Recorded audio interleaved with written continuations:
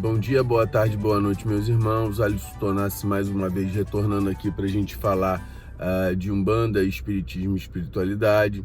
A gente está fazendo a série que fala sobre as leis herméticas, do livrinho O Caibalion. A gente falou, deixa eu ver aqui,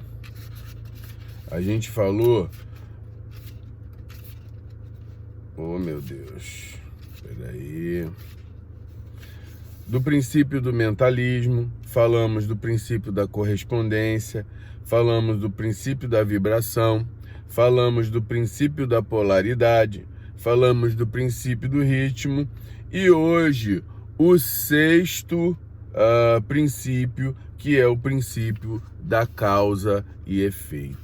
Isso todo mundo conhece, todo mundo da religião fala sobre causa e efeito, tá? Aí a frase de efeito que eles têm é: toda causa tem seu efeito, todo efeito tem sua causa, tudo acontece de acordo com a lei. O acaso é simplesmente um nome dado a uma lei não reconhecida. Há muitos planos de causalidade, porém nada escapa à lei. Então é muito importante, meus irmãos, vocês entenderem que causa e efeito é a lei do karma.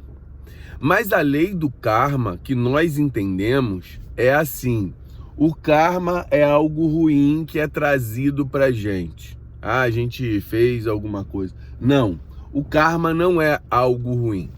O karma, ele é uma lei aonde você é o princípio da causa e efeito.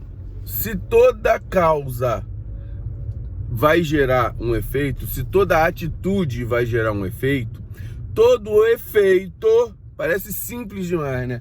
Todo efeito tem sua causa. Mas, quando a gente fala karma, a gente só pensa em coisas ruins. Esse é meu karma. Não, não é isso. Se você tem atitudes positivas para retorno, que vai retornar para você, vão ser consequências positivas, né? Causa e efeito é a lei da atitude e consequência, tá? Você toma uma atitude, mas veja bem, quando nós falamos aqui, há muitos níveis de causalidade, é porque a atitude, ela pode ser no nível físico, no nível mental e no nível espiritual, tá? Então, quando nós observamos isso, a gente sempre fala assim: olha, vamos pensar na Umbanda. Exu é o esgotador do karma, tá? A lei que nós estamos falando, ela é inexorável. O que é inexorável? Não tem conversa com ela. Não tem conversa. Exu esgota o karma se se a causa e efeito estiver no fim, certo? Ele é um agente promotor do esgotamento desse processo, certo? Mas ele só vai atuar se a lei permitir. Então não tem esse negócio de ir no terreiro e pedir para Exu acabar com a consequência das suas próprias atitudes. Porque ele só esgotará, ou só será permitido que isso aconteça, quando Exu tiver que esgotar mesmo. Então, sempre ali no livro, eles falam o seguinte: a consequência dos seus atos, você realizou uma atitude mental, uma atitude espiritual, uma atitude física, você realizou, você vai colher os frutos que você plantou. Isso é inexorável. Isso não tem conversa. Agora, você pode pedir, você pode plantar outra coisa a partir de agora. Chico Xavier sempre dizia: não tem como você mudar o passado, mas como você tem como fazer um novo futuro, tá? Que é a lei da causa e efeito. É isso. Quando a gente tem essas questões da causa e efeito, do karma, isso já está muito batido também, todo mundo fala isso aqui na internet. Agora, vamos voltar ao princípio do ritmo. Você pode neutralizar a consequência. Olha só, eu realizei algo ruim. Esse algo ruim ocorrerá uma consequência ruim para mim. Os frutos dos meus atos serão ruins, beleza? Só que através do princípio do ritmo, você pode neutralizar, transcendendo o princípio da mente. Olha só, o meu pensamento está acontecendo algo ruim, mas eu tenho a mente fortalecida, a mente espiritualizada, eu transcendo para um nível maior e a consequência tem menor influência nos meus pensamentos, tem menor influência na minha atitude. Vamos colocar aqui, olha só, passamos por um período de pandemia, muita gente teve que ficar em casa, muita gente que trabalhava por conta própria teve que parar e as questões financeiras ficarem no vermelho, em níveis do vermelho muito preocupantes. Agora, qual a diferença da pessoa que tem o equilíbrio em relação a isso? Umas iriam se desesperar, meu Deus, eu não tenho nada, minha família, tem muita gente que ficou sem comida em casa. E aí, você consegue transcender. Peraí, olha só, eu sei que isso está acontecendo, eu vou parar, me organizar equilibradamente e vou tentar modificar o padrão do que está acontecendo. Sei lá, eu vou me reinventar, eu vou vender algo pela internet, eu vou fazer isso, eu vou fazer aquilo. E a pessoa abafa as consequências daquele processo. Poxa, mas o corona, você está dando um exemplo do coronavírus, mas isso não tem com as minhas atitudes individuais? Tem com as atitudes individuais e também tem as consequências das atitudes coletivas, ou seja, da humanidade, de um grupamento. Existem karmas ou consequências individualizadas e existem consequências coletivas. Eu acredito que o coronavírus é uma consequência coletiva a nível mundial. Então, o que nós podemos fazer? Uns se desesperaram, ou seja, receberam a consequência disso nas suas vidas de maneira negativa, receberam isso, ficaram apavorados, começaram a ter esses padrões que a gente estava vendo ali na internet, de ficar divulgando fake news.